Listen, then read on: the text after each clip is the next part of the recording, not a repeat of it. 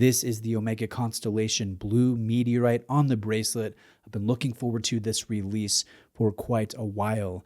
The Constellation debuted back in 1952, so it predates the Speedmaster line, the Railmaster line. It also predates the first Seamaster with a traditional dive bezel by a few years. So it definitely has some long-running model history, even if that model history really goes in a lot of different directions. I think the Connie designs have changed quite a bit over the decades, but this latest version is very strong design-wise. It's a modern take of the bezel clamp design from the 1980s, and that's probably why I like it so much personally. I love the fact that this is an integrated steel sport watch design, but it looks nothing like a predictable Royal Oak or a Nautilus. It very much feels like its own thing, and I'm drawn to that. It has a beautiful colorized Meteorite dial, and new for the 41mm size, a solid bracelet option. All prior versions of the Constellation 41 came on a stock rubber strap or a leather strap, so I like to see this great bracelet expand into the full-size 41mm. Now, thank you to Exquisite Timepieces for lending in this new release for a review. Exquisite is my recommended Omega authorized dealer. I've worked with this family-owned AD for years. If you are interested in any of the 60-plus brands that they stock, reach out to my guy Joe. He can help with pricing and trade-ins and swag. You name it, links are below. Now let's talk about the good and the bad. I love Omega as a brand. I've owned quite a few over the years.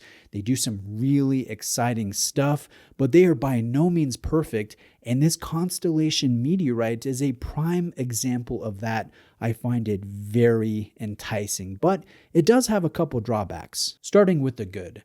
I love the use of Meteorite. Omega has worked with Meteorite before, but they don't do it very often.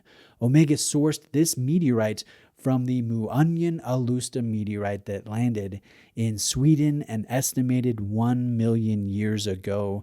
It's mostly comprised of iron, but it also contains nickel and trace amounts of gallium, germanium, and iridium. It has a Widmanstätten pattern that is varied and beautiful, and even if this material didn't originate somewhere in the heavens billions of years ago and then fell through the atmosphere onto our planet, I think the look would still be alluring on its own. Every meteorite dial constellation will look a little bit different. Omega has used a physical vapor deposition application process to place a sharp blue color on this material. Part of me wonders if that is because they just want to offer more models for us to choose from, or if it's because the color is meant to mask any potential less visually desirable patterns on the material.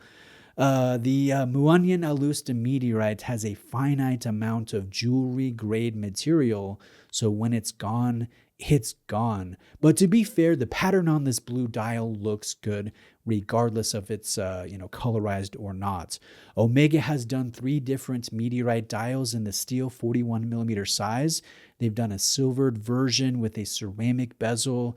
They've done a green version with a ceramic bezel. And then this blue version with a grade 5 titanium metallic bezel. The silver dial is the one that I'm most interested in, and perhaps it's because it's the most traditional looking. It's a serious contender for my next watch purchase.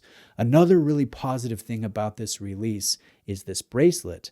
Now, the tank tread link look is so strong. I like the fact that the links are horizontally brushed, and then with the addition of the polished cylindrical connecting links, I think those add a lot of visual interest. So when you're outside and you do a wrist roll in natural light, this watch just sings. Now, I also love the movement selection. This is the 8900 caliber, which is my favorite time and date caliber that Omega makes. It has robust specifications, it has a beautiful finish, and it does have the time zone jumping hours hand, which is my favorite of the common complications. I use this for adjusting the time while traveling, or adjusting for daylight savings, or quickly switching the date at the end of an even numbered month.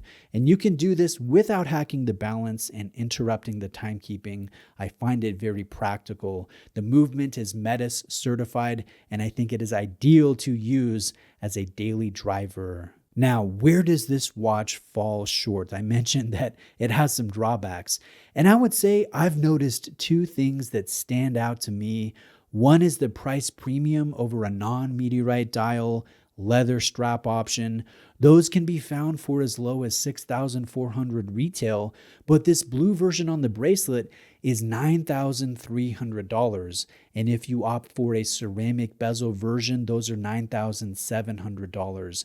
And that's a significant premium for a Meteorite dial, a bracelet option, and or a ceramic bezel. I mean, the difference is as much as $3,300, which would buy an extra luxury watch in and of itself. So keeping that in mind, I can't say that this watch presents a great value proposition like some other Omega models do, but I can say that it's a great watch.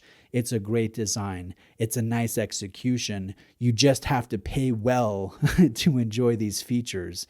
Now, the last thing that I noticed is the bracelet does not appear to have screw pins. So it looks like a pin and tube system to me, and there is also a small amount, an ever so small amount of lateral play when you pull on the metal links in opposite directions.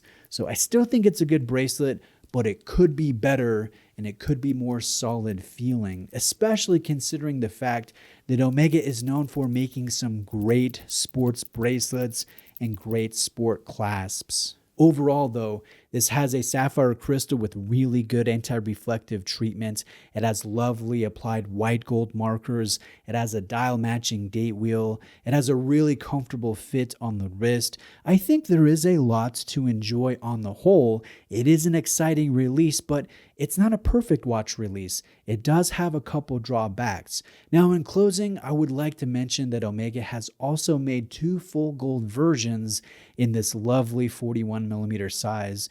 And from pictures, I think they look marvelous. And I would love to pair one with my day date. I think that would be quite the dynamic duo. So I want to see one in person in the future, and the same goes for the steel version with the non-colorized Meteorite dial. Again, that may be a near future personal purchase.